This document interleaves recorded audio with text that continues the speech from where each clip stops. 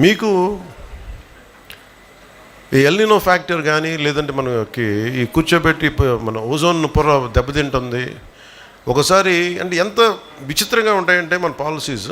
ముఖ్యంగా చిన్నపిల్ల, నాకు ఒక చిన్నపిల్లడు చెప్పాడు ఈ మాట.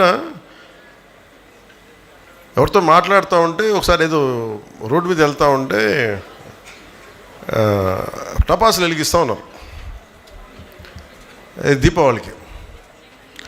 దీపావళికి టపాసులు వెలిగిస్తూ ఉంటే వాళ్ళ ఎవరు చెప్తారు, అబ్బాయి పాట ఏం చెప్తున్నాడు, నువ్వు పాట చేయకూడదు, ధూళి వచ్చేస్తాయి అవి వచ్చేస్తుంటే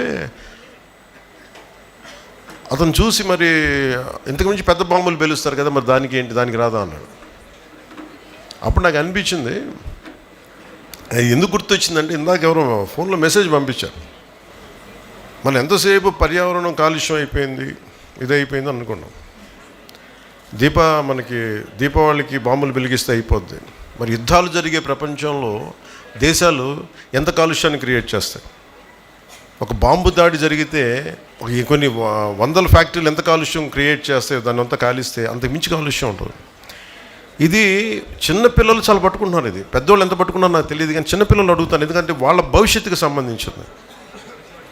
మీకున్నంత భయం, ఎందుకంటే మీరు ఎదిగి పెద్దవాళ్ళు అనుకుంటారు మీరు, ఎందుకంటే నాకు చిన్నప్పుడు నాకు ఆ భయం తెలుసు. నేను పెరిగి పెద్ద లోపు ఎన్ని పాడైపోతాయా ఇవన్నీ భయంతో. ఏంటంటే పిల్లలు ఎక్కువ విఘ్నత ఉంటారు.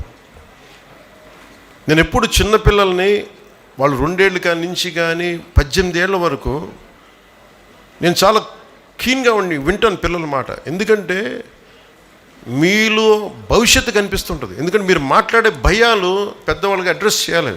నాకు అందుకని చిన్నపిల్లలు ఏదైనా మాట చెప్తే వాళ్ళు వింటాను వాళ్ళ మాట. అందుకని వాళ్ళ సలహాలు కూర్చొని మీ చిన్నపిల్లలని చెప్పి నేను ఎప్పుడు పక్కన పెట్టను. మీరు ఒక మాట చెప్పి ఒక చిన్నపాటి సలహా చెప్తే వెంటనే తీసుకుంటాను అది నేను. అందుకని ఒకసారి చిన్నపిల్లలు కూర్చొని ఎందుకు మాట్లాడతానంటే వాళ్ళ నోట్లో నుంచి కల్మషం లేని మాట వస్తుంది, అంటే ఏ జడ్జిమెంట్ ఉండదు. ఇతను ఒక ఉప ముఖ్యమంత్రి, ఇతనికి చాలామంది అభిమానులు ఉన్నారు, అయ్యేం ఉండవు. నేను బాగలేదనుకోండి చెప్పేస్తాను మొహం మీద, ఈ పని నీకు బాగలేదని. విఘ్నత గల వ్యక్తిగా నేను వినాలన్నమాట, నేనే కాదు పెద్దవాళ్ళు ఎవరైనా సరే. అందుకని పిల్లలు పర్యావరణం గురించి చెప్తుంటే చాలా వినాలి. ఇందాక పాప వేసిన డ్రాయింగ్ అది ఏదో ప్రైజ్ కోసం వేయాలి, లోపల నుంచి ఒక భావన కదిలితే, అంటే భవిష్యత్తు మీద ఎంత బాధ్యత భయం లేకపోతే అలాంటి భావన రాదు. అలాంటి వాతావరణంలో ఉండాలి ఆ పాప. అందుకని మనందరం బాధ్యతగా తీసుకోవాలి.